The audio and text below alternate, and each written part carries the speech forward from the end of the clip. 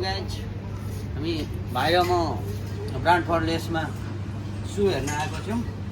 तर मैले खोजे जस्तो सु पाइरहेको छैन मैले खोजे जस्तो सु पाएँ भने चाहिँ लिने भन्ने सोचमा आएको हो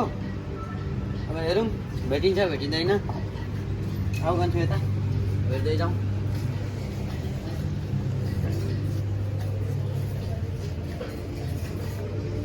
त्यही भ्यान्स पनि राम्रो रहेछ निकाल्नु पर्यो मैले अघि अनलाइनबाट हेर्दा यहाँ छ त दाइ कुन यो लाग्यो वाइट नै तर यस्तो त लाइट वेट रहेछ तर यस्तो राम्रो देखिँदैन नि त बुढीलाई लुगा धुन गाह्रो पर्छ यो राम्रो छ यार कन्ट्रेक्सन दामी छ यार है तर साइज चाहिँ मलाई अलिक नहुने खालको हो नि त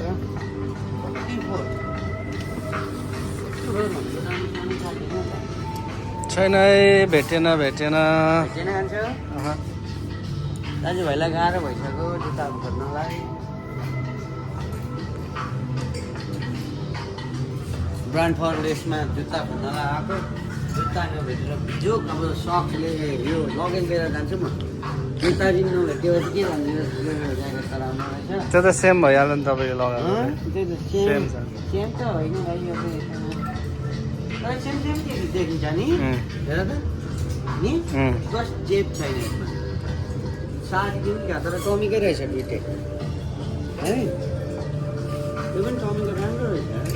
हेर त मलाई यस्तोले म्याच गर्छ नि तर म्याच गर्छ भने यो त डबल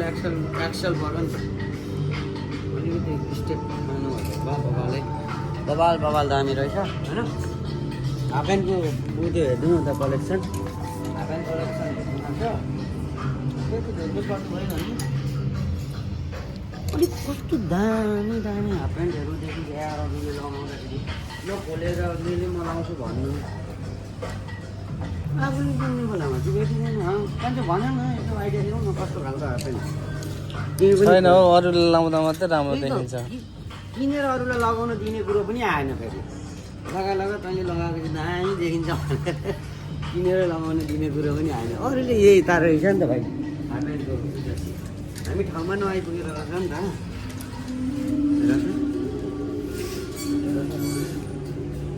इन्डिभिजुअल मात्रै भयो